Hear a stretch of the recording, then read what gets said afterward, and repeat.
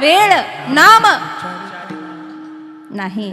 म्हणून ती महत्वाची साधना आहे. काय म्हणूनी लाहो करा, भजन करा, गजर करा, दिवस रात्र त्याच्या छंदामध्ये डुंबून राहावं, अशी अवस्था प्राप्त व्हावी त्या साधकाला.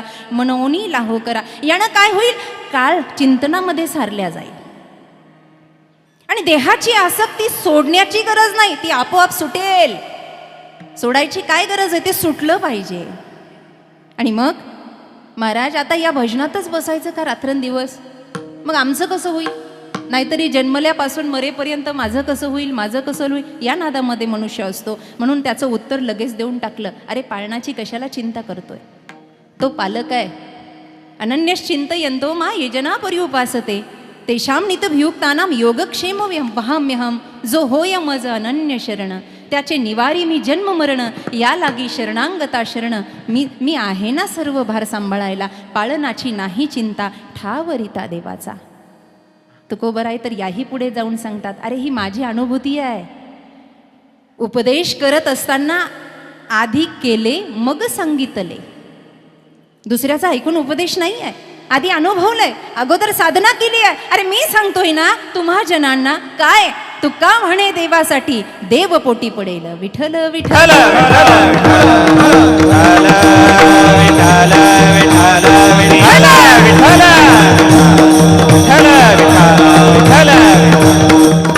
परिचित परंतु आवश्यक देण्याचा परिहार असा माईबाप या ठिकाणी प्रथम पुण्यस्मरण ज्यांचं आहे, अशा आदरणीय मातोश्री कैलासवासी श्रीमती ताराबाई दत्तोबा पासलकर. खरं तर रणांगणामध्ये शिवबांच्या सोबत गरजलेला एक छावा म्हणता येईल, एक मावळा म्हणता येईल. वीर बाजी पासलकरांचं हे घराणं आहे. आणि या घराण्यामध्ये वसा आणि वारसा या पद्धतीनं आपला संसार गाडा सांभाळून जिनं आपल्या पतींच्या सोबत, आदरणीय दत्तोबांच्या सोबत घरही सांभाळलं, देशसेवाही सांभाळली, समाजसेवाही सांभाळली, अशी आदरणीय 103 वर्षाची माता आपल्यातून निरोप घेते. हे देवस्वरूप जिनं आहे. तुम्ही वर्षश्राद्ध म्हणत असाल, पण मला तर वाटतं ही तिथी पुण्याची आहे. काय म्हणायचं, वाजवायच्या असल्या तर जरा जोरात वाजवच, नाही तर मी काही टाळ्यावरचा महाराज नाही बो, आधीच सांगून ठेवतो.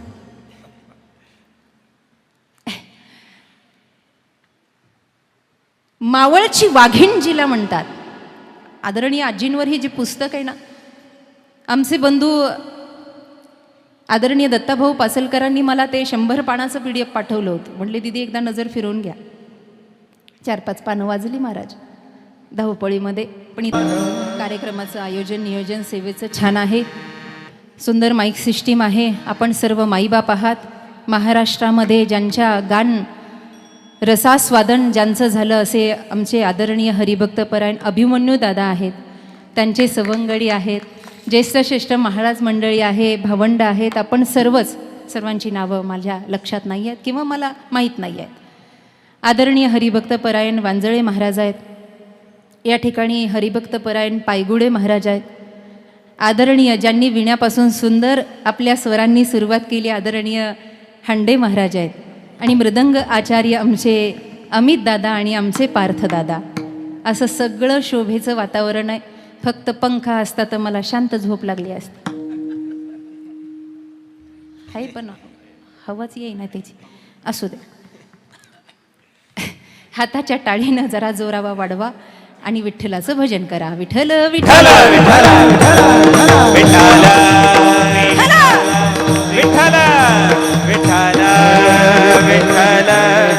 जग प्रकाशित व्हावं, अज्ञान तिमिरांध्यस्य ज्ञानांजन शलाकया. असतो मा सद्गमय तमसो मा ज्योतिर्गमय. प्रकाशाच्या दिशेनं जावं म्हणून आज योगायोग आहे. पाठीमागं आमचे आदरणीय मारणे बाबा आहेत. 15 वर्षापूर्वी त्यांची माझी भेट झाली होती. त्यांनी ओळखलं, म्हणजे वयस्क जुनी माणसं त्यांची दृष्टी किती सूक्ष्म आहे. आपण तरुण असून म्हातारे झालो. म्हटलं तुम्हाला कुठेतरी पाहिल्यासारखं वाटतं. अहो म्हणले तुमची सेवा मी घेतली होती 15 वर्षापूर्वी. या संस्काराचा भाग आहे, तुकोबा ज्ञानोबांचा भाग आहे. कशासाठी? जग प्रगतशील व्हावं, जग उजेडात असावं, त्याचा अंधकार निघून जावा. आणि योगायोगाने आजचा दिवसही तसा आहे. आज दीप अमावस्या आहे. आज दीप अमावस्याचा योग आहे. आज दिवे घासायचे आहेत, दिव्याची पूजा करायची आहे, मेणबत्त्या लावायच्या नाही बरं का. मेणबत्त्याचा काळ आपला नाही. दिवे घासून दिव्याची पूजा करायची आणि दिव्याला म्हणायचं, ए दिव्या, तू उजेड टाकतोयस आणि अंधकार दूर करतोयस, पण आमच्या नशिबानं सोन्याच्या पिंपळाखाली एकदाच आम्हाला असा उजेड भेटलाय की एकदाचा अंधार जीवनातून निघूनच गेलाय बघ आमच्या. कारण त्यांच्यात तेवढी ताकद आहे. माऊलींच्या बाबतीत सांगायचं झालं तर काय करत नाहीयेत ते. सर्वभूत सर्व साक्षी, साधकांचा मायबाप, दरुषणे हरिताप, सर्वाभूती सुखरूप कोण? ज्ञानोबा. नाथ महाराज म्हणतात, माझा कैवल्याचा पुतळा प्रगटला, म्हणा म्हणा, चैतन्याचा ज्ञानोबा. तेव्हा असा उजेड दिलायस ना की करील ते काय, परी पाहे बीज शुद्धांग. आई गेली आहे पासलकर परिवारातली, पण आम्ही नेहमी सांगत असतो, एक माय गेली आहे ना, दैव योगानं या महाराष्ट्राच्या भूमीमध्ये आपल्याला 2 आया मिळाल्या आहेत. एक जन्म देऊन दूध पाजून आपल्याला मोठं करते, तर दुसरी ज्ञानेश्वरीचं दूध पाजून आपल्याला भवसागरातून पार करते. ही दुसरी माय आपल्या वाट्याला आली आहे. किती भाग्यवान. भाग्योदयेन बहुपुण्येन, भाग्याचा उदय. आणि म्हणून आज त्यांच्या पुण्यस्मरणाला कीर्तन सेवा आहे. माईबाप, या व्यास मंचावर उभा राहण्याची पात्रता माझी आहे किंवा नाही मला माहीत नाही. तुकोबांच्या अभंगावर बोलण्या इतपत ज्ञान तर माझ्याकडे मुळीच नाही. पण तरी सुद्धा परमहंस परिव्रजकाचार्य ब्रह्मलीन स्वामी सागरानंद सरस्वती महाराज त्र्यंबकेश्वर आनंद आखाडा यांच्या कृपा आशीर्वादाने प्राप्त व्यासपीठ आणि आई भगवतीच्या कृपेनं बुद्धीमध्ये जसं ज्ञान प्रगट होईल आणि आई वाणीतून जसं बोलून घेईल तसा जास्तीत जास्त अभंग सोडवण्याचा प्रयत्न करेल. विठ्ठल विठ्ठल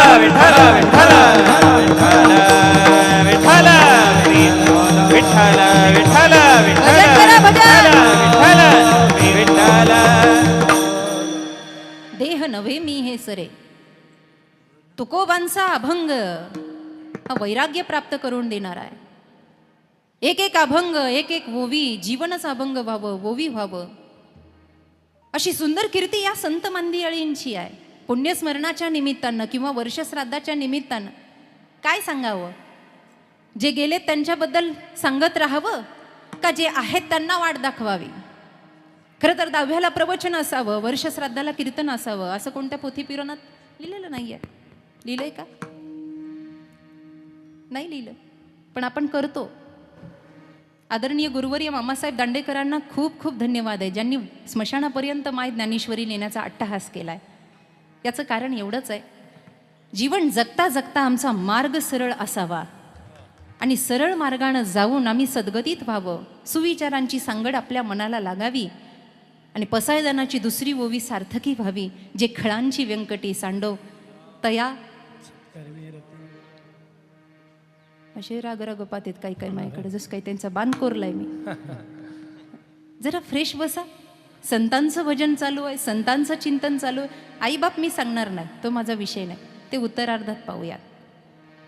पण जे घरानं पासलकरांचं देह पडावा तर देशाची सेवा करता करता, नाही तर हरिनाम करता करता, याच्यासाठीच त्यांचं आयुष्य आहे की काय, या कारकिर्दीसाठीच. खरं तर वीरबाजी पासलकरांचा इतिहास फार मोठा, शिवकालीन त्यांचं चरित्र. पण आदरणीय ताराबाई यांनी आपला घर संसार व्यवहार चालवता चालवता शून्यातून जग निर्माण केलं आणि आजही त्यांची परंपरा आदरणीय बाळासाहेबांच्या रूपामध्ये समाजामध्ये ख्यात आहे. मला दत्ताभाऊंनी सांगितलं, एवढं मोठं अस्तित्व, एवढं मोठं कार्य आहे, परंतु चेहऱ्यावर कधी अभिमान नाही. दादा, जमिनीशी जुडलेली माणसं तीच मोठी होत असतात, हवेत उडणारी मोठी होत नाहीत. आणि अशांच्या आईबापाचा उद्धार करण्यासाठी वेगळं करायची गरज नाही आहे. पिंडदान हा विधी आहे आपल्याकडे. ब्राह्मण काका पिंडदान करत असतात ना, हे 3.5 हाताचं पण एक पिंड आहे, हे दान झालं पाहिजे. हे पिंडदान ज्या दिवशी होईना देश धर्माच्या समाजाच्या गो ब्राह्मणाच्या सेवेमध्ये, त्या दिवशी आईबापाचं खरं पिंडदान होईल. आज बाळासाहेबांच्या आणि नातवांच्या कार्यातून जी समाजसेवा होतीये, आदरणीय 3 बहिणींच्या आणि त्यांच्या जावाई बापूंच्या, नात सुनांच्या, या सगळ्यांच्या हातून जे समाजकार्य होतंय त्यांनी ते केलंय, आजही ते कार्यरत आहे. अनेक दिंड्यांना दानधर्म आहे, अनेक अनाथांना दानधर्म आहे, आदिवासी लोकांना दानधर्म चालू आहे. त्याचं प्रत्यक्ष स्वरूप मला दत्ताभाऊंनी दाखवलं. एवढं सगळं करतायत आईचा वसा, वडिलांचा वसा, वारसा पुढे चालवत आहेत, हे भाग्य आहे. आता त्यांच्यासाठी आणि त्यांच्या उद्धारासाठी वेगळा विधी करायची गरजच नाही आहे. याती नास्तत्र संशया. बस त्या धामाला ते प्राप्त झाले. कारण का? अर्थभूता द्यावे दान खर पुण्य या नावे, खरे पुण्य या नावे, खरे पुण्य या नावे. हे अर्थभूता खरे पुण्य या नावे, खरे पुण्य या नावे, खरे पुण्य या नावे. अर्थभूता द्यावे दान,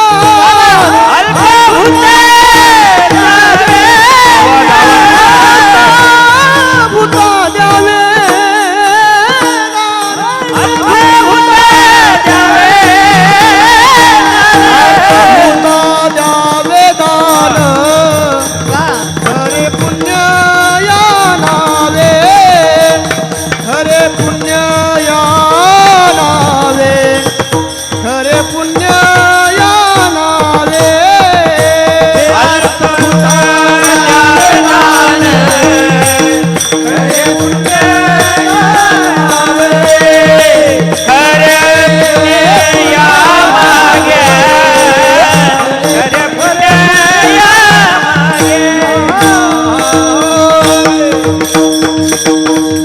अर्थभूता द्यावे दान. हे मनुष्य जीवनातलं सत्कर्म आहे आणि ते सत्कर्म आदरणीय बाळासाहेबजी करतायत. भगवान परमात्म्यानं त्यांना योग्य बुद्धी दिली आहे. आई वडिलांच्या संस्काराचा ठेवा आहे. या देहामध्ये या पंचतत्वानं भिजलेल्या, रंगलेल्या या देहाला सत्कर्माच्या दिशेने नेत जावं, ही तर संतांची भूमिका आहे. त्यासाठी तर पुण्यस्मरणाला कीर्तन आहेत, बाकी कोणता दुसरा हेतू नाही आहे. आता आपल्याला सुद्धा एका रस्त्यानं जायचंय, कुठेतरी आपला सुद्धा विधी होणार आहे, कुठेतरी चौघाच्या खांद्यावर आपल्याला सुद्धा जायचंय. पण जात असताना काहीतरी शिदोरी आपल्याजवळ असावी ना, 2-4 गुंठे तरी आपल्याजवळ असावी की नाही वर न्यायला.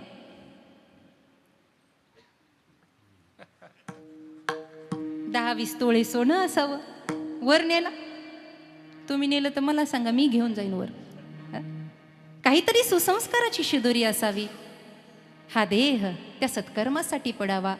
आज वंदनीय महाराज म्हणतात, देह नोहे मी सरे. हे देह तादात्म्य कुठपर्यंत धरायचं? हा देहाचा अहमदंड कुठपर्यंत धरायचा? अरे काहीतरी कार्य करण्यासाठी हा पिंजरा हातात दिलाय. देवे दिला देह, पैसा गोमटा. भजना जाग्यावर आहेत बरं. भजना कोमटा, भजन करण्यासाठी दिला. म्हणून दिनरजनी हाची धंदा, गोविंदाचे पवाडे. काहीतरी काम करण्यासाठी दिला. मग याची आसक्ती किती वेळेला धरून, अरे योग्य वेळ आली ना की त्या देहाचा मोह सुटला पाहिजे. आणि तो मोह सुटा म्हणून भजनानंदामध्ये इतकं रस झालं पाहिजे जितके तुकोबा रस झाले आहेत, जितके माऊली. आता संतांच्या पुण्यतिथ्या होऊन गेल्या, महान संतांच्या. संत श्रेष्ठी नामदेवराय आणि श्री संत सावता महाराज. देह तादात्म्य सुटलं होतं महाराज. कांदा मुळा भाजी अवघी विठाबाई माझी, लसूण मिरची कोथंबिरी अवघा झाला आमची माळीयाची जात. हे म्हणत असताना त्या माळीपणामध्ये जी बागायती शेती करायची आहे ना, मनवा खेती करो हरी नाम की, ही 3.5 हाताची शेती त्यांनी केली. नामदेवरायांनी पंजाब पर्यंत वारकरी संप्रदायाची कीर्ती नेली आहे. पण भजन करता करता आणि एवढं करून मी हे सगळं केलं असा अहंभाव कुठेच नाही आहे. मी भजन करतो, मी पूजा करतो, माझ्यामुळे हे सगळं होतं. काही लोक म्हणतात सप्त्याला गेल्यावर, महाराज बुक्यापासून सुरुवात करावं लागते, सगळं आम्हालाच पाहावं लागतं. मला तर कधी कधी असं वाटतं, मी नसलो ना सप्ताच होणार नाही. मी म्हणत असते, तू मर, तुझ्या 10व्याला आम्ही सप्ताह चालू करतो, मग आम्ही कशाला. मी करता ऐसी म्हणसी तेने तू कष्टी होसी, राम करता म्हणता पावसी यश कीर्ती प्रतापे. कशासाठी मी मी मी मी हे थोड्यापुरतं धारण करा. अहम ब्रह्मास्मी येईपर्यंत देहोहम देहोस्मी स्थिती असावी. एकदा अहम ब्रह्मास्मीकडे भजनानंदामध्ये चाललं की देहोहम देहोस्मी स्थिती सुटावी. आणि मग अहम ब्रह्मास्मी सुद्धा हा सुप्त अहंकाराचं कारण आहे. ही सुद्धा असू नये. मग त्यावेळेला स्थिती कोणती असावी? न सांगणारी स्थिती असावी, ज्याला शून्यपद असं म्हणताय. डोक्याच्या वरून जात आहे. उदाहरण सांगते. रानावनात काही लोकांना फिरायची सवय. शेतकरी गेला, त्याने सगळी खुरपणी केली, सगळ्या गोष्टी केल्या. मालक कधी नव्हे पाहायला आला. जुने कीर्तनकार हा दृष्टांत फार रंगवून सांगायचे. आणि मग मालक पाहायला आल्यानंतर त्यानं पाहता पाहता पाहता पाहता काटा त्याच्या पायात घुसला. काटा पायात घुसला, रक्तबंबाळ पाय झाला, सुजला पाय, वेदना व्हायला लागल्या. एवढ्या वेदना, काय करावं? आता तिथे कोणतं साधन नाही आहे, काही पूर्वतयारीनं तो शेतामध्ये आला नाही आहे, आणि मग काटा पायातला काढायचा कसा? जुनं डोकं होतं, काही जुने विचार होते. त्यानं लगेच दुसरा काटा पाहिला. काट्यानं असे बरेच काट्याने निघते. काट्यानं काटा काढला, आणि ज्या काट्यानं काटा काढला त्या काट्याला एवढा त्यानं प्रणाम केला. म्हणला वा, काट्यानं काटा निघला बरं का. जो पायात घुसला होता त्याला बाजूला फेकला, पण ज्या काट्यानं काटा काढला त्या काट्याला खिशातला रुमाल काढला आणि त्या काट्याला रुमालावर ठेवला. आणि मग त्याच्याशी बोलायला लागला. वा काटे महाराज नाही इथं. मज वाटे त्याशी, कुणाला म्हणतो? काट्याला. मज वाटे त्याशी काट्याला. काय करावं? मला तर असं वाटतं ना, तुम्हाला कुठे ठेवावं? बोलतोय काट्याला. काटे महाराज काही करा, माझं मन तुम्ही जिंकून घेतलं. नाही, तुमची जागा या रानावनात नाही हो. घरामध्ये गेलो ना, देवघराजवळ अतिशय पूजण्यासाठी तिथे काटा तुम्हाला ठेवून देतो आम्ही. पण तो वर कुठे ठेवायचा? मग काटा काढला आणि खिशात ठेवला. रुमाल झटकला, दुसऱ्या खिशात ठेवला. काट्यानं काटा काढला होता, खिशात ठेवला. घाईनं घरी गेला. दुपारची वेळ, भूक म्हणते मी. जेवला आणि पोटभर उदरम पूर्णम झाल्यानंतर पत्नीला सांगितलं, अगं आता थोडीशी वामकुक्षी घेऊ का? वामकुक्षी ही थोडीच घ्यायची असते, घोरायचं नसतं. वामकुक्षी दुपारी थोडं आपल्या डाव्या अंगावर पडले, वामकुक्षी घेऊ का? म्हणले हो घ्या, मी तोपर्यंत बघते बाकीचं काय असेल ते. झोपला, आणि तो झोपल्यानंतर खिशातल्या काटेरावांनी मोठा पराक्रम केला. कूस बदलली आणि सरकायला गेला, तसाच काटा पोटात घुसला आणि 30% ऑपरेशन झालं. 5 लाख रुपये लागले. खिशातला बरा का पायातला बरा? कोणताच नाही झाला. कोणतं? पायात होता ना, बिचारा सावकाश घुसला, त्याला बरं वाटत होतं त्या पायात, राहू द्या महिनाभर. पायातला बरा का? मानाच हलविनात बाबा, काय फिट झाल्यात का काय म्हणा. पायातला बरा, मग खिशातला बरा? कोणता नाही. पायातला काढेपर्यंत खिशातला बरा, पायातलाही बरा नाही आणि खिशातलाही बरा नाही. तसं देहोहम स्थितीही बरोबर नाही आणि अहम ब्रह्मास्मीही बरोबर नाही. विठ्ठल विठ्ठल विठ्ठल विठ्ठल विठ्ठल विठ्ठल विठ्ठल विठ्ठल. यावर माऊलींच्या हरिपाठातलं एक प्रमाण आहे. तो निरोनिया ठेला, त्याची सुरुवात बोधापासून आहे. साधुबोध साधुबोध झाला तो नुरोनिया ठेला. साधुबोध झाला तो नुरोनिया ठेला. साधुबोध झाला तो नुरोनिया ठेला. साधुबोध झाला नुरोनिया ठेला. खाईचा मुराना अनुभव, खाईचा मुराना अनुभव. हरिमुखे मना, हरिमुखे मना, मना हरिमुखे मना, हरिमुखे मना. खाईचा मुराना अनुभव, खाईचा मुराना अनुभव. हरिमुखे मना, हरिमुखे मना, मना हरिमुखे मना. तुकोबरा हेच तर म्हणतात, अरे अनंत संतांची मांदियाळी झाली. कुठल्याला तरी गुरु समजावं, कुठल्याच्या तरी आश्रित व्हावं. यदक्षरम मनाखेम आनंद मज केवलम. माऊली ज्ञानोबराय म्हणतात, मी गुरु आश्रित आहे. हा बोध झाला ना की भजनानंदाचा आनंद वाढतो. आणि एकदा भजनानंदाचा आनंद वाढला की हे देहात मी आपोआप सुटायला लागतं, ते सोडण्याची गरज नाही.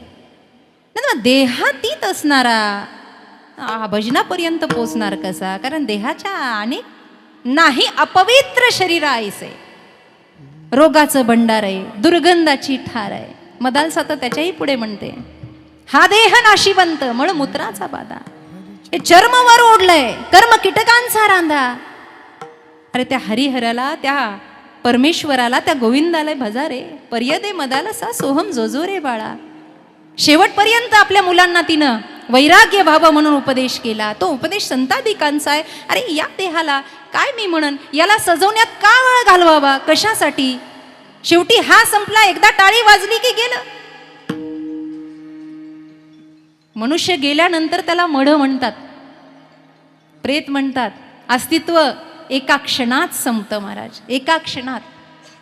उरका म्हणतात लवकर, राहू द्या ना, प्रेम आहे ना तुमचं, जीव आहे ना, महिनाभर राहू द्या, गेलेत ना, राहू द्या. नको नको म्हणतात, वास येईल, आम्हाला कामं आहेत, बाकीची पण कामधंदे, उरका.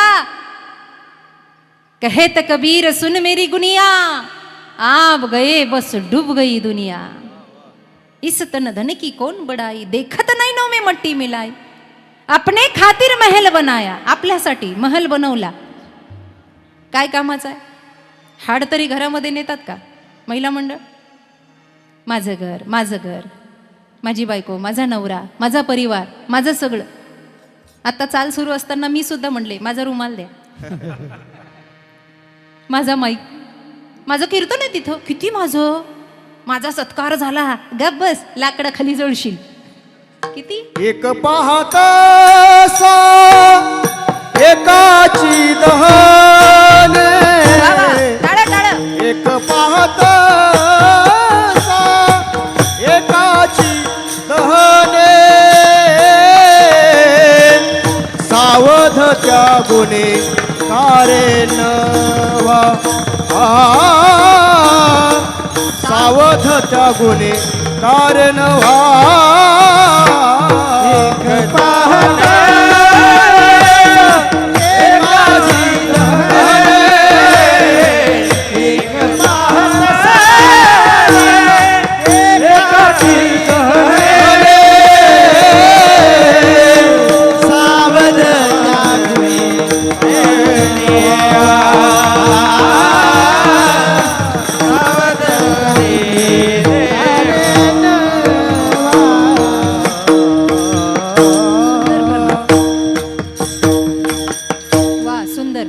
जागा रिकामी आहे, महिला मंडळांची संख्या कमी, काही उभे राहिले, तुम्ही इकडे पण बसू शकता, कोण काय म्हणणार नाही तुम्हाला. बसा, उभे राहू नका, इकडे बसा. विठ्ठल विठ्ठल विठ्ठल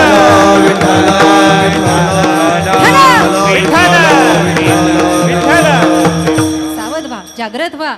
या हरिभजनाच्या छंदामध्ये स्वतःला झोकून द्या. कारण का, उरला उरे विठ्ठल या दिशेकडे आपल्याला जायचं आहे. त्याच्याशिवाय विठ्ठल उरणार नाही. पंचतत्वाचा आहे हा देह, याची आसक्ती बाधित झाल्याशिवाय नाही, याचा मोह, हा मोह कमी होत नाही. दिन प्रतिदिन आपण मोहाच्या दिशेने चाललोय. दैवी हेशा गुणमयी मम माया दुरतया मामे वये प्रपद्यंते माया मेतांतरंती. ते भगवंत म्हणतात, अर्जुना, ही माया जी आहे ना ममत्वासाठी, ही माया तर रडण्याचं कारण आहे बाबा. मनुष्य रडला, मोहाला धारण केलं म्हणून रडला. आपल्या मनासारखं झालं नाही, रडू आलं. कोणती घटना घडली नाही, रडू आलं. थोडं त्याच्यापासून बाजूला ठेवा. अरे हे एकदा सगळ्या वेळेला, सगळं एकदाच वेळेला संपणार आहे, सगळं शून्य होणार आहे, काहीच राहणार नाही आहे ना. या देहाची शाश्वती आहे, बस. नैनम छिंदंती शस्त्रानी, आत्मा अमर आहे. म्हणून देह आणि आत्मा यांची जोडी एका विशिष्ट कार्यासाठी आहे. हे दोघंही प्रवासी आहे. कार्य संपलं, हे दोघं दोघाच्या बाजूला जाणार आहे ना. आत्मा जाळल्याने जळतो, याचं उदाहरण दिलं. रामायणामध्ये ती तारा रडत आली होती, वालीची पत्नी, आणि ती रडत आल्यानंतर ती प्रभू रामचंद्रांना विनवण्या करते आहे.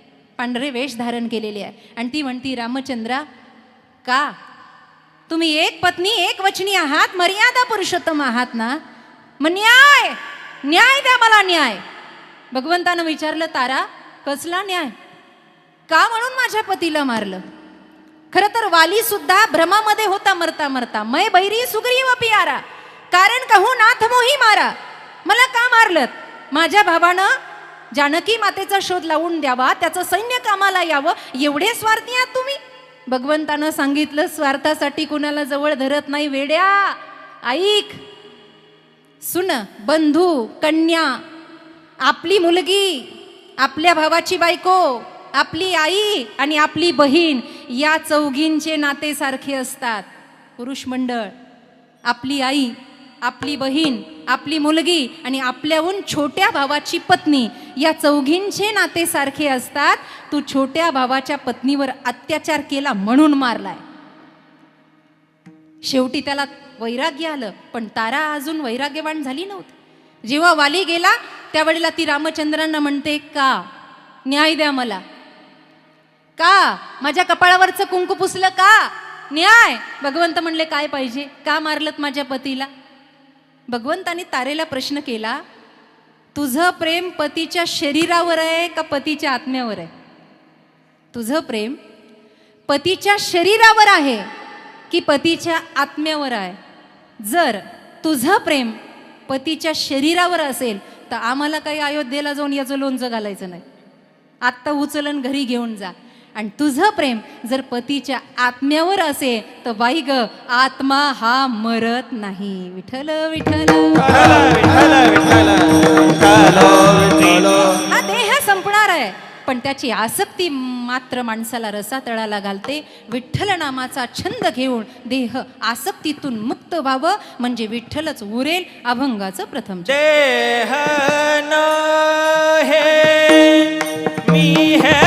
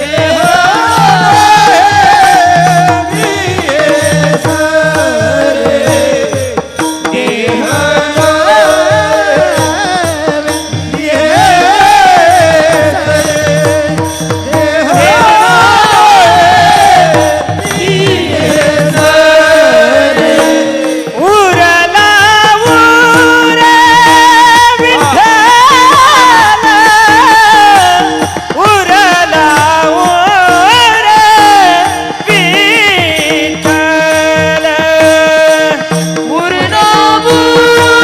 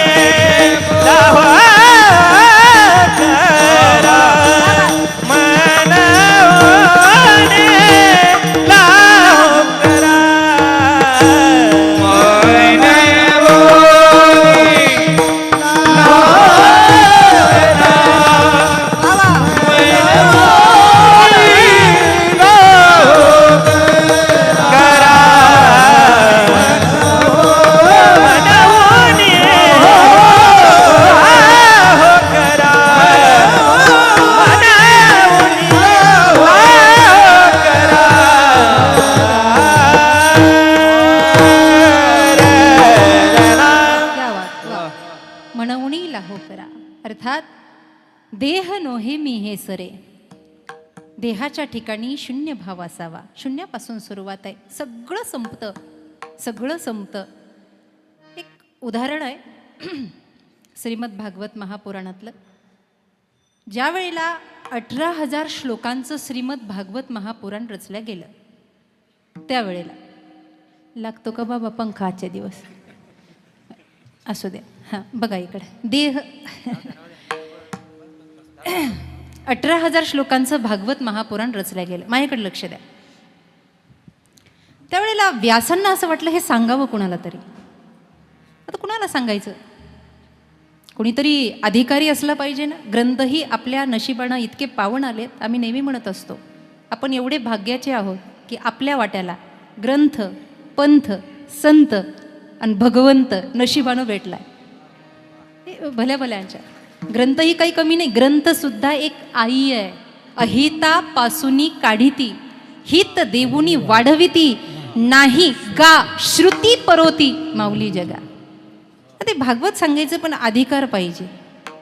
ज्ञान कुणाला सांगावं याचेही काही अधिकार आहेत. तंबाखू तोंडात भरून बसलंय, त्याला ज्ञान सांगावं. तंबाखू चपला घट्ट धरून बसलंय आणि मग म्हणते त्वमेव माता च पिता त्वमेव चपला. आसक्तीच सुटेल ना कुठेही बसलं तरी.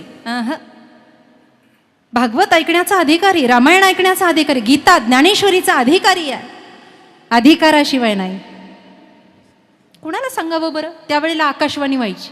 आकाशवाणी झाली. ते म्हटले व्यासा तुमचा मुलगाच हा भागवताचा पहिला अधिकारी आहे. अहो म्हणे तो आईच्या गर्भात एकतर 12 वर्ष लपला. राहिला म्हणता येणार नाही, लपला म्हणता येईल. त्याच्यावर प्रमाण आहे नामदेवरायांचं. एवढं लपून बसलं. बामणाचे पोर एक खेळासे ब्याले, बामणाचे पोर एक खेळासी ब्याले, बामणाचे पोर एक रारावरे आवाज दे, आवाज रे. कापत कापत बाहेर कापत कापत बाहेर नागवेची पळून गेले रे. नागवेची पळून गेले, ते नागवेची पळून गेले रे. नागवेची पळून गेले रे.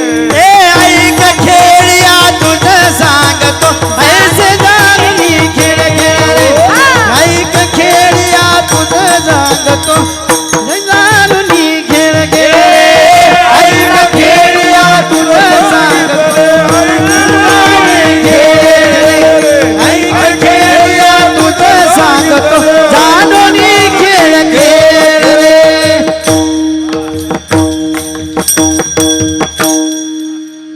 12 वर्ष आईच्या गर्भात.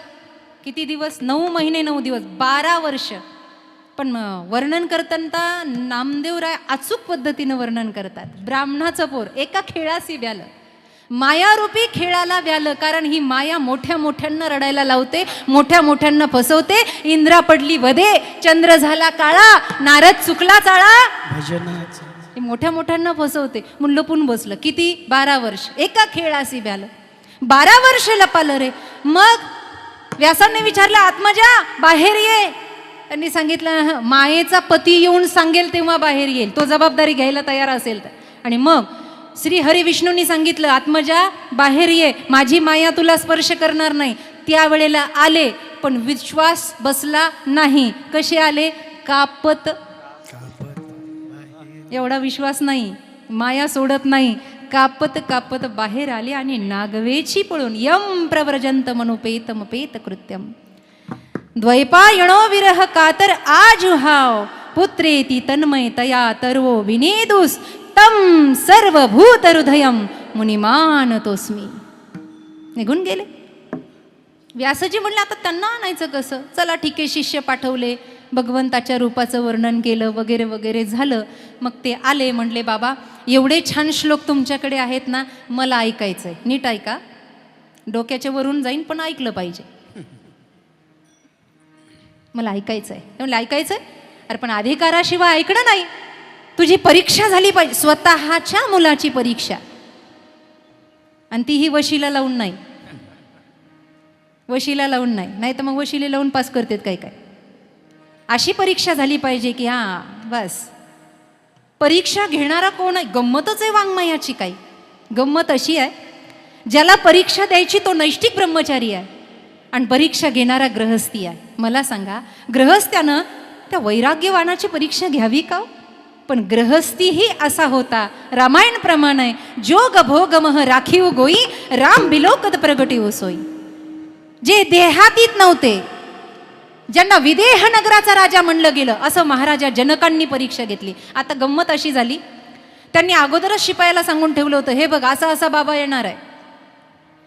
आता गुन्हा आणण्यासाठी, त्याचं अधिष्ठान प्राप्त होण्यासाठी देह उघडा होता, दिगंबर काया होती योगींद्र शुकाचार्यांची. पण केळ्याच्या साला एवढी लंगोटी घातली तात्पुरती आणि म्हणले जा आता जनकांच्या दरबारात परीक्षा होईल. आता ती परीक्षा साधी होती का? लगेच फोन लावला आणि गेटवरच्या शिपायाला सांगितलं आम्ही आलो, त्यांना सांगा. असं नव्हतं. उभा राहिले, दिगंबर काय आहे. पण असं असताना सुद्धा त्या चोपदारांनी, त्या पहरेदारांनी, त्या सैनिकानं विचारलं, कोण हो आप? कोण आहात तुम्ही? आणि काय? काही नाही, मी व्यासांचा मुलगा आहे. आतमध्ये त्यांना जाऊन सांगा व्यासपुत्र आलाय. आतमध्ये त्यांना जाऊन सांगा व्यासपुत्र आलाय. शिपाई आतमध्ये गेला. महाराज की जय हो. माझ्याकडे लक्ष द्या. महाराज की जय हो. बोला. कुणीतरी एक दिगंबर काया, बस लंगोटी अंगावर, भेटण्याची इच्छा आहे. तुम्ही मला सकाळी त्याची माहिती दिली होती. ते आले दारामध्ये, त्यांनी निरोप दिला. काय निरोप आहे? काही नाही. त्यांनी सांगितलं आत जाऊन सांगा व्यासाचा मुलगा आलाय. आतून उत्तर आलं, त्याला म्हणावं तिथेच उभं राहा, पण संघाचा त्याग कर. संघात त्याग येते. बाहेरच उभं राहा, पण संघाचा त्याग कर. शिपायानं उत्तर सांगितलं आणि उत्तर ऐकल्यानंतर हे विचार करायला लागले. हुशार माणसं अशी असतात की त्यांना आपलं कुठं चुकलं हे पटकन कळतं आणि ते विचारांती त्यांच्या लक्षात आलं. संघ आजूबाजूला तर कोणतं नाही, पण विचारांचा संघ आहे. अच्छा अच्छा, मी त्यांचा मुलगा आहे हे ममत्व माझ्या ठाई आहे. माझं चुकलंच बरं का. थोडा वेळ थांबले आणि पुन्हा शिपायाला बोलून घेतलं, इकडे या. आता त्यांना म्हणावं शुकाचार्य आलेत. सैनिक आतमध्ये पळत गेला. महाराज की जय हो.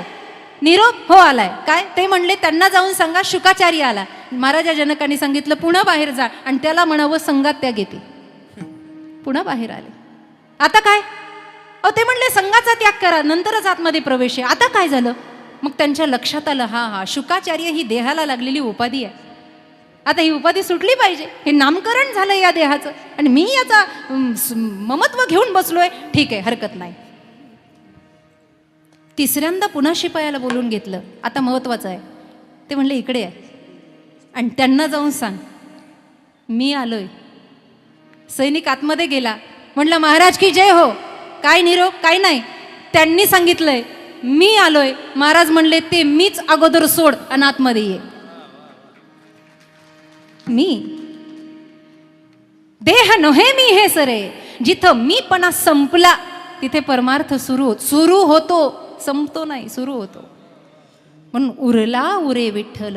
पण ही अवस्था प्राप्त करण्यासाठी एक साधना आहे अभंगाच्या दुसऱ्या चरणात. मन बोलीला बोकरा, मन बोलीला बोकरा, मन बोलीला बोकरा, मन बोलीला बोकरा,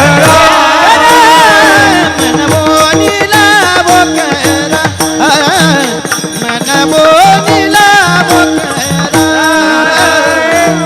मनोनीला होकरा, मनोनीला होकरा. हे काळ साराच ताने, काळ साराच ताने, मन बोलीला बोकरा, मन बोलीला बोकरा.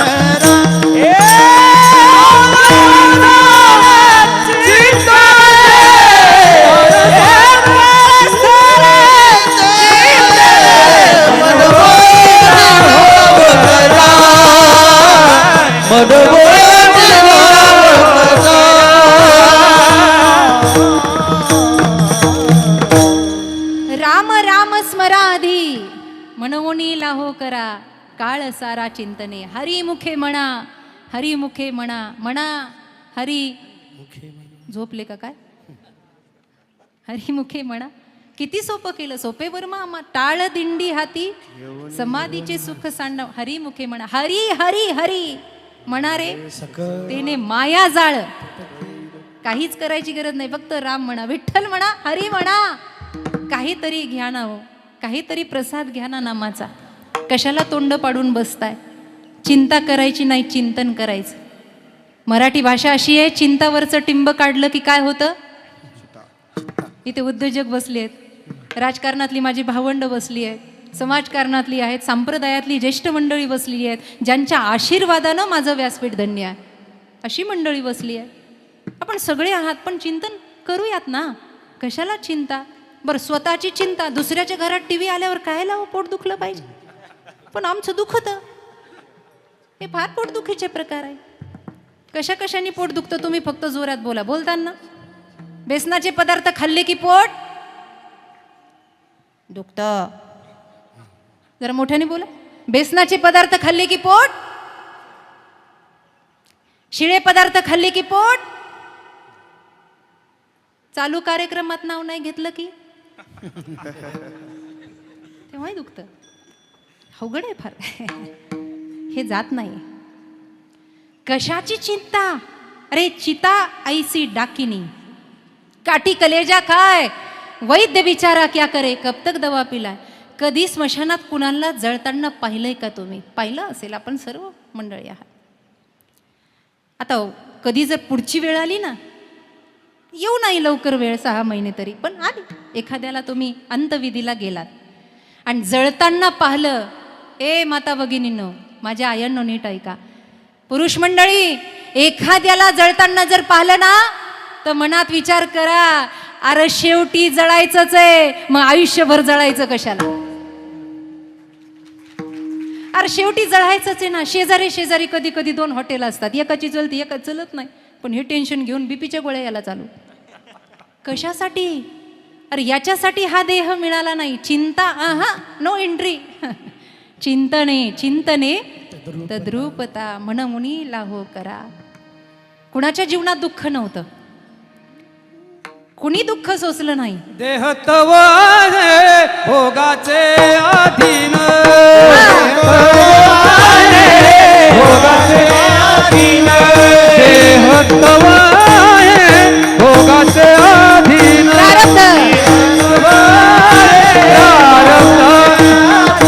याचा मी काळसीन वाहू भार, याचा मी काळसीन वाहू भार. सर्व माझा काळ तुझी या चिंतने, वा वा, सर्व माझा काळ तुझी या चिंतने. भार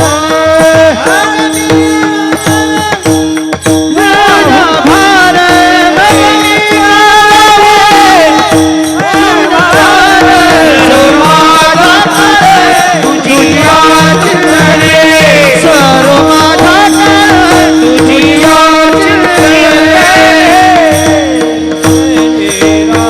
प्रारब्धाच्या अधीन हा करील ना तो, त्याच्याकडे काय ताकद कमी आहे? तुका म्हणे घालू तयावरी द्या ना सगळं सोडून त्याच्यावर, फक्त आपण त्याचं चिंतन करा ना. एकदा विवाह झाला, मंगळसूत्र बांधलं की त्याच्या नावाचं कुंकुण, त्याच्या नावाचं नाव असतंच की नाही सांगा मला.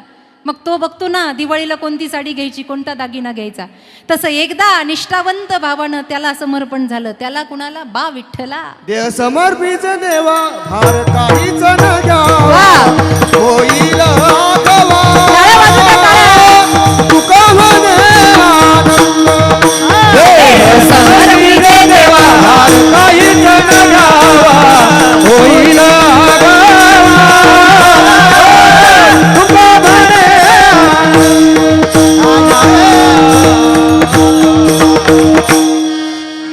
देव निवारील, त्याला समर्पण करून द्या, तो सांभाळील. काही काही लोक, एक जणाने मला विचारलं, मंदिरात सोबत गेलो, दर्शन झालं, आणि दर्शन करून आल्यानंतर त्यांनी विचारलं, तुम्ही देवाला काय मागितलं? तुम्ही देवाला काय मागितलं महाराज? त्याचं एकच उत्तर आहे. आमचे स्वामीजी म्हणायचे, ती जर आई आहे ना, तर आईला काही मागायची वेळ आली नाही पाहिजे. तिला दिसत नाही का तिचं लेकरू कुठे चाललंय? तिला कळत नाही का तिचं लेकरू वेगळ्या वळणार? तिला कळत नाही का तिच्या लेकराला काय कमी आहे? मागायचं कशाला? ती कृपा करणारी आहे ना, तर ती सगळं करेल. किंबहुना धनुर्धरा, त्याचं प्रेम आहे ते आपल्यावर. म्हणून चिंतन करा, चिंता नको. असं करा म्हणून लाहो करा काळ सारा चिंतने. चिंतनामध्ये काळ सारून टाका. दुःख कुणाच्या जीवनात नाही. ज्यांनी माय ज्ञानेश्वरी घडवली त्यांच्याही जीवनात दुःख आहे. ज्यांनी गाथा लिहिला त्यांच्याही जीवनात दुःख होतं. दुःखातून ते काय बाधित झाले नाही का, पण त्याच्यातून ते बाहेर निघाले. कसे बाहेर निघाले? मी प्रसंग नेहमी सांगते, कधी तुम्हालाही माहिती आहे, तुम्ही चरित्र वाचून आहात. अनेक अनुग्रही माझ्या समोर बसलेले आहेत. तुम्ही ज्ञानेश्वरी गीतेचे पारायण करणारी मंडळी आहात. माझ्यापेक्षा 4 पारायण तुमचे कदाचित जास्तच झाले असते. नीट ऐका माता भगिनींनी, ज्या दिवशी तुकोबारायांचे पिताश्री जात आहेत, तुकोबाराय कीर्तनामध्ये आहेत. माहीत नाही आहे इकडे वोलोबांची तब्येत किती खराब झाली आहे, काही कळत नाही आहे. गावची लोक धावत पळत जात आहेत, कणकाई रडतायत. काही करा पण तुक्याला घेऊन या, कारण माझ्या तुकाशिवाय त्याच्या बापाला बरं वाटणार नाही. जीव आहे ओ लाडका, जीव आहे. भजनानंदामध्ये रमलेले आहेत तुकोबाराय महाराज. तुकाराम महाराजांचं भजन आमच्यासारख्या कीर्तनकारांसारखं मोजून मापून नव्हतं वो. एवढ्या मिनिटात रामकृष्ण हरी घ्या, एवढ्या मिनिटात पहिली चाल घ्या. अवघा रंग एक झाला. एकदा रंगले की रंगले ना बाबा, जाऊ देवाची या गावा. ते गावच तिथे उमटलं, तिथे प्रगटलं. जन विजन झाले आम्हा विठ्ठल नामा प्रमाण. पाहे तिकडे बाप माय विठ्ठल आई रखुमाई. आणि अशी अवस्था असताना तिकडे म्हणे अंतविधी सुद्धा झाला. धावत पळत तुकोबा निघाले. उंबरठ्यावर उभा आहेत. जशी गाय हंबरडा फोडते ना, तसं कणकाईनं हंबरडा फोडला होता. तुक्या, अरे बाप तुका तुका म्हणून गेला, कुठं बसला होतास रात्रभर? तुकाराम महाराज देवाला अडवायला लागले. अरे भजनात एकदा सुद्धा असं जाणवलं नाही ना, माझ्या बापाचा प्राण तळमळतोय माझ्याशिवाय का? मिठी मारली आईला. आणि फार वेळ नाही, कणकाई 5-6 महिन्यात कणकाईचंही जाणं झालं. सौभाग्याचं जाणं पचलं नाही त्यांना. मायाही गेली आणि बापही गेला. तुकाराम महाराज देवाच्या समोर बसून रडतायत. देवा आता काय झालं का मनासारखं? नेली ना एकदाची माय, नेला ना एकदाचा बाप, आता मला कोण सांभाळणार आहे? ए विठोबा, माझ्या विठोबाचा कैसा प्रेम भाव. आता कुठे तुझं विठोबा? पण आता दिसू दे ना या तुक्याला. आणि त्या दिवशी तुकाराम महाराज निष्ठेनं संकल्प करतात. आई बाप गेल्यावर संकल्प काय करावा? दुःख गुणाच्या जीवनात नाही, पण दुःखाला कवळून बसणं हे प्रेम नाही आहे. त्यातून सत्कर्माची दिशा निवडा. तुकाराम महाराजांनी त्या दिवशी संकल्प केला. विठो तुझे माझे राज, वा, विठो तुझे माझे राज.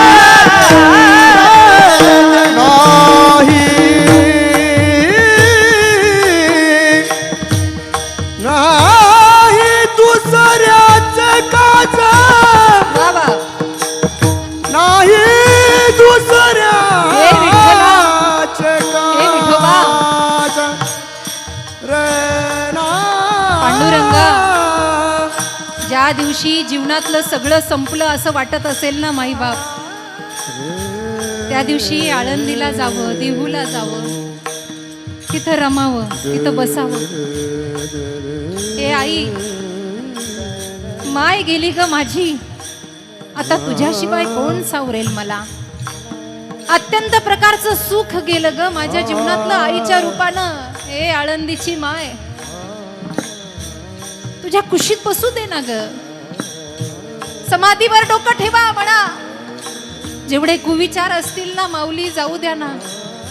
आईबाप होते तेव्हा काही चुकलं की पटकन सांगायचे. तुकोबा रडतात का? देवा भजनात जर एखादा शब्द चुकला ना तर बापानं सांगावं बोलोबांनी तू क्या इथं चुकलाय बरं का. देवा आता तुला सांगतो, जे माझ्या बापदात्यांनी केलं ना तेच करणार. काय माझ्या वडिलांची मिराशी का देवा, तुझी चरण सेवा पांडुरंगा. म्हणून माऊली माईबाप हे जगामध्ये जरी प्रेमाचा तुटवडा पडला ना तरी सुद्धा माऊलींच्या आणि तुकोबाच्या दारात प्रेम संपत नाही.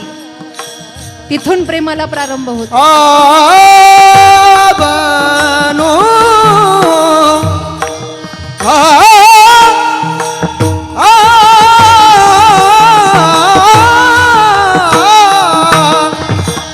नाही दुसऱ्याच काच, वा नाही दुसऱ्याच काच, विठोबा माझे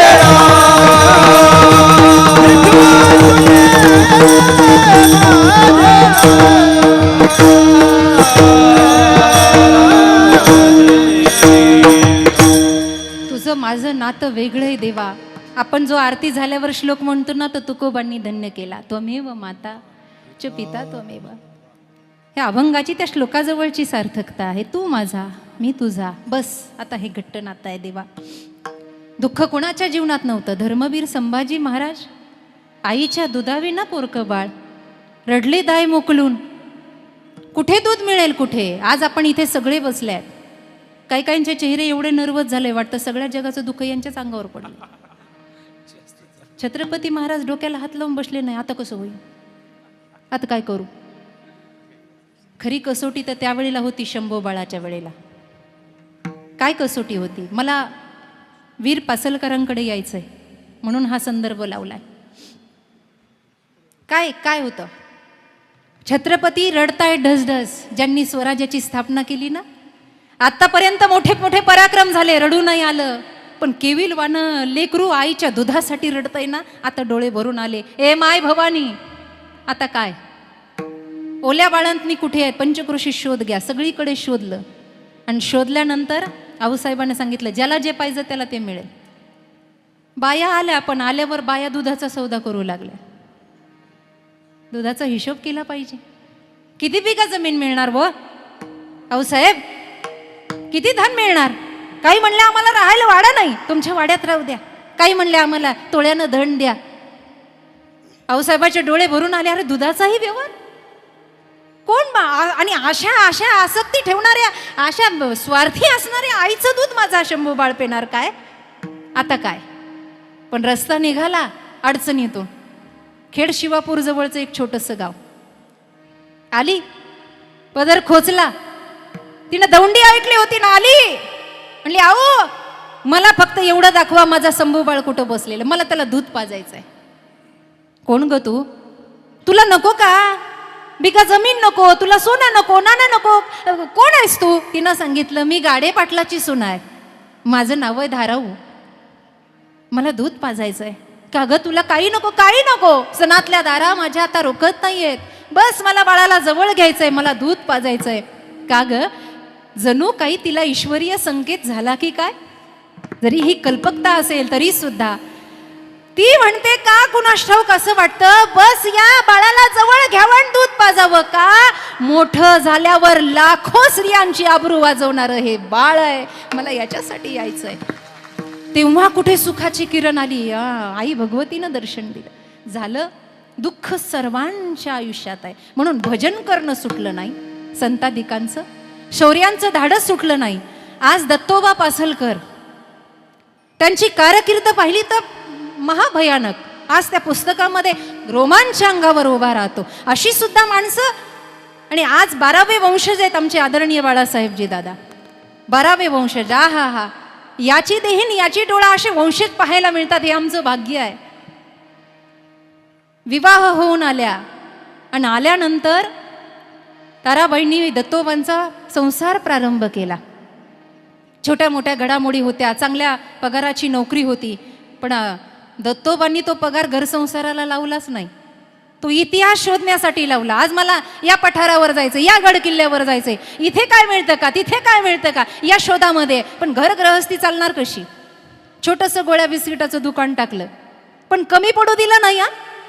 घरातली गृहिणी कशी असावी याचं उत्तम प्रकारचं उदाहरण म्हणजे आदरणीय मातोश्री आहेत ताराबाई. उत्तम प्रकारचं उदाहरण. संसारामध्ये एक एक कोडे आहेत, एक एक कोडे आहेत, ते कधी सुटतच नाही, कधी सुटत नाही. आमचं महिला मंडळ पाहिलं ना, कुठं बाहेर गावी जात असताना फार विचित्रपणा आहे स्वभावामध्ये. नवऱ्यानं आवाज देवा, अगं मी गाडी घेऊन आलोय, बस ना लवकर गाडीमध्ये. मग त्या आतल्या घरापासून सुरुवात करतात.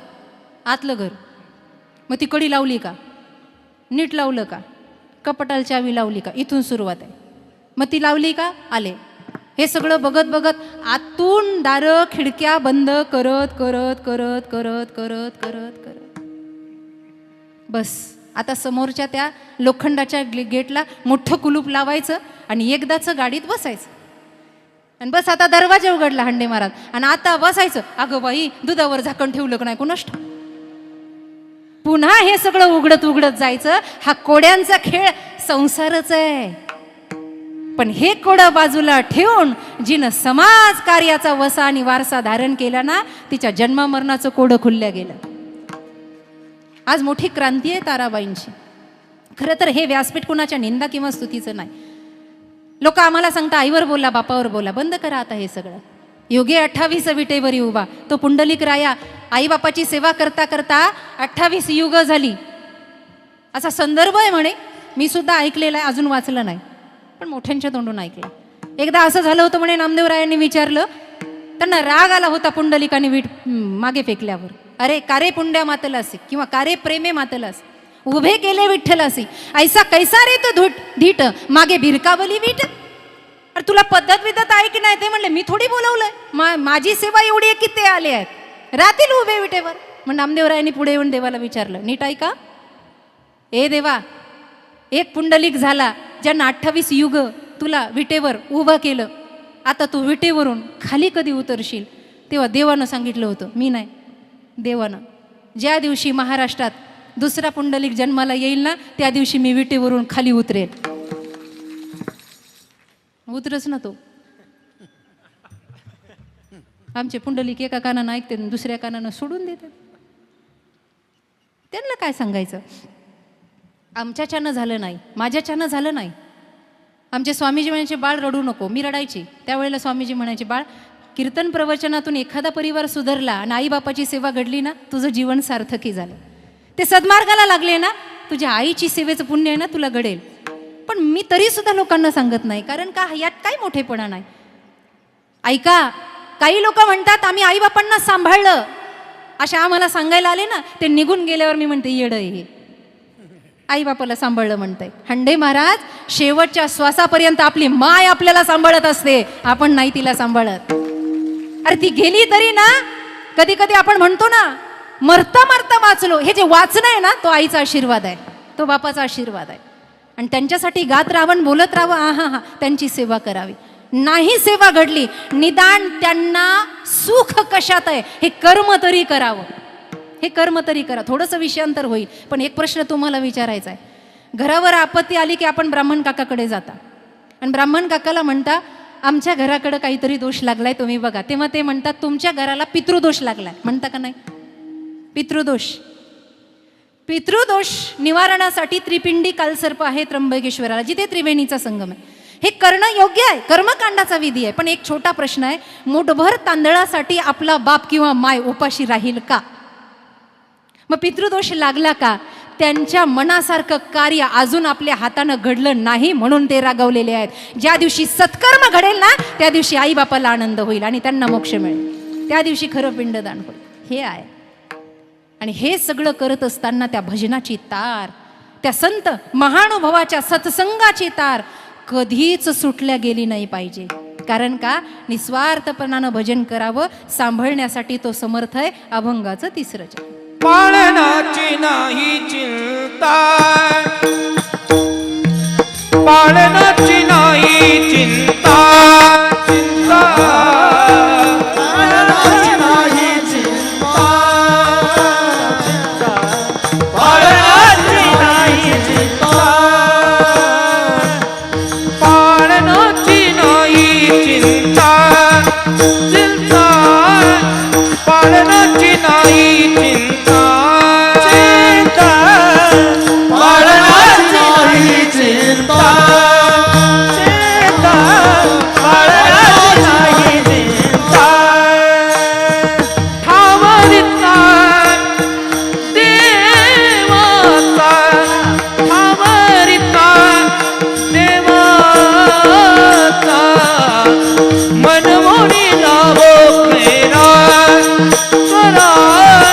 मनमोडी लाभो कैला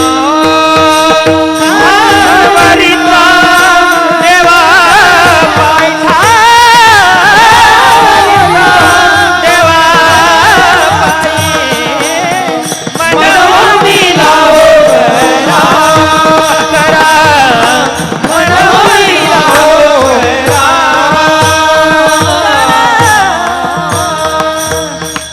पाळनाची नाही चिंता ठावरिता देवाचा. वंदनीय महाराज म्हणतात एकदा त्याच्या ठाई समर्पण केलं की तो आपलं पालन पोषण. आता पालन पोषण म्हणजे फक्त खाणं पिणं, आपल्या खायचं लक्षात राहतं जास्त, फक्त खाणं पिणं नाही. तो पालक आहे ना आपला, आपला सर्व भार सांभाळून घेईल. कोणत्या जागेवर आपल्याला बसवायचं हे त्यांच्या हातात आहे, आपल्याला कुठून खाली उतरवायचं हे त्याच्या हातात आहे. कळतंय का?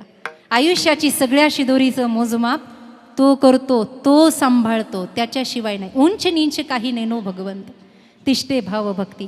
या भजनामध्ये, या अभंगामध्ये संपूर्ण संतांचं चरित्र आहे. संत सावत्याची खुडू लागे भाजी, सज्जन कसा या विकू लागे मास. हे सगळं पांडुरंगाने येऊन केलं. जनाबाईचं दळण दळू लागला. आज आपण आस्तिक बसलात नास्तिक बसलात, मी दोन्ही बाजूने बोलते, मला घेणं देणं नाही, पण तात्पुरतं समजायलाही हरकत नाही. हंडे महाराज समोर बसणारे सगळे माळकरीचे आहेत. आता तरी हसा. उद्धार सगळ्याचा करून घ्यायचा आहे ना. आता बघा तुम्ही कीर्तनाला चाललो की काही असेल, पूजेला चाललो, पाटल लोकांच्या तोंडात एकच शब्द असतो, काय करायचंय आता, काय राहिलंय आता मागं पुढं, काही नाही, सगळं झालं बघा, आता फक्त भजन करायचं. भजनी मंडळात जाऊन भांडणं लावित आहे, तिथं जाऊन भांडणं, दिंडीत गेला दिंडीत भांडणं. काय करायचंय आपल्याला? अरे तू गप बसलेला बरा, तू काहीच करू नको, देव तुझ्याकडं पाहतोय. मनाचे उद्वेग कधी थांबलेले नसतात. इतक्या वाटा शोधतात अशी लोक, इतक्या वाटा शोधतात. संत संगतीमध्ये अनुग्रहित जीवन जगावं, गाथ्याच्या ज्ञानेश्वरीच्या अनुग्रहित जीवन जगावं. आज पुण्यस्मरणाचं कीर्तन आहे, इथे कोण किती शाब्दिक भाषा वापरेल मला माहीत नाही, पण इथे मी फार मोठी नाही, मी तर आपलं लेकरू आहे, तुम्हीच मला सांभाळलंय. पण महाराजांच्या या अभंगाचा थोडा जरी प्रसाद आज घेऊन गेलात ना, तर खरी भावपूर्ण श्रद्धांजली या आईला प्राप्त होईल. खरं तर तिच्यासाठी साकडं मागितल्यासारखं होईल, एक चांगला गुण, आणि ह्या चांगल्या गुणासाठीच हे सगळं करायचं. हे कीर्तन भजन त्याच्यासाठीच आहे. कोणती चिंता करायची नाही, बस ज्ञानोबा तुकोबांना यांच्या संगतीत राहायचं, यांनी मार्ग दाखवला त्या मार्गाने जायचं. कोण कुठं चाललं त्याच्या मागे जायचं नाही. आजकाल मार्ग दाखवणारे भरपूर आहेत, भटकंती होऊ द्यायची नाही जीवाची. एक जणाला दुसऱ्याच्या मध्ये नाक खुपसायची सवय होती. नाक खुपसणं हा मोहरा आहे. नाक खुपसणं म्हणजे काय? मध्ये मध्ये बोलणं, मध्ये मध्ये काहीतरी वादविवाद करणं. दृष्टांत आवडेल ना आवडेल मला माहीत नाही, मला सिद्धांताकडे जायचं. ती असंच राजवाड्यात बसल्या बसल्या त्यानं काहीतरी बोललं बुवा. राजाला एवढा राग आला महाराज, आणि राजा जसा उठला तसं तलवारीनं राजानं त्याचं नाकच कापलं. काय केलं? संपूर्ण शरीरामध्ये नाक प्रधान आहे, हे मी म्हणत नाही, हे महाराज म्हणतात. काय करावी ती 32 लक्षणे, नाक नाही तेने, नाक हे प्रधान आहे. माझ्याकडे लक्ष द्या. ते नाक कापले गेलं, नाक. आणि मग गावातले लोक म्हणायला लागले, तो आला ना समोरून की गावातले लोक म्हणायचे, नाक कापे आला, नाक कापे आला, नाक कापे आला, नाक कापे आला. तुम्ही इकडे बघा, माझ्याकडे, इकडे बघा, माझ्याकडे बघा. असं काय म्हणायचे? नाक कापे आला. आता असे लोक, अभिमन्यू दादा हे फार चतुर असतात. ते काय म्हणलं माहिती आहे का? 5-6 जणाला म्हणले, मला तसं नाक काप्या म्हणायचं नाही. म्हणे का? म्हणे जेव्हापासून नाक कापलं ना तेव्हापासून मला पांडुरंग दिसायला लागलाय. जेव्हापासून माझं नाक कापलं गेलं तेव्हापासून मला पांडुरंग दिसायला लागला. लोक म्हणले कार्यकारण संबंध काय? तो म्हणला असा पाहायला लागला की नाक आडवं यायचं, नाक कापल्यापासून देव दिसायला लागला. बरं, अशा लोकांचे अनुग्रही होतात पटकन. चेले 7-8 जणांनी लगेच त्याचा अनुग्रह घेतला. म्हणले आम्ही कापलं तर आम्हाला दिसेल का? म्हणले कापून बघा. त्यांनी सुद्धा नाक कापले 7-8 जणांनी. बघता बघता 15 झाले, नंतर 50 झाले, अर्ध गाव नाक कापलं. चांगले नाकं होते सगळेच, पण त्यांनी नाकं कापून घेतले. का? याच्यामुळं नाक कापलं की देव दिसलं. मग लोक याच्याजवळ आले, म्हणले रावसाहेब नाही इथं, रावसाहेब नाक कापलं की देव दिसत होता. मग दिसत नाही. तो म्हणला हे बघा, नाही दिसला आणि दिसला, असाही तो दिसत नाही तसाही दिसत नाही, पण नाक कापल्यापासून देव दिसतो असं म्हणायचं. मग बोबाटा झाला, नाक कापलं की देव दिसतो, नाक कापलं की देव दिसतो, नाक कापलं की देव दिसतो. सगळ्या गावात नाक कापून घेतलं. बघता बघता ही वारी राजाकडे गेली, त्याचं चांगलं होतं बाण्यात. तो म्हणला खरंच नाक कापल्यावर देव दिसतो का, म्हणून राजानंही कापून घेतलं. असं नाक कापायच्या मागं गेलं की नाकच कापावं लागतं. मागे जायचं तर संत मांदियाळ्याच्या मागे जायचं, ज्ञानोबा तुकोबाच्या शांतीब्रह्म एकनाथ महाराजांच्या मागे जायचं. आणि मागे गेलं की ते गाव दिसतं जिथे परमात्मा आहे, ते तत्व मिळतं की जो सांभाळायला समर्थ आहे. हा अनुभव तुकोबांच्या जीवनामध्ये आला, म्हणून ते शेवटच्या चरणात म्हणतात. तुका म्हणे ऐका, आता भैरवी थोडी घ्या, नंतर आपण परत चाल घेणार आहे. हा? हा, चाल होईल नंतर. आता तुका म्हणे शिवा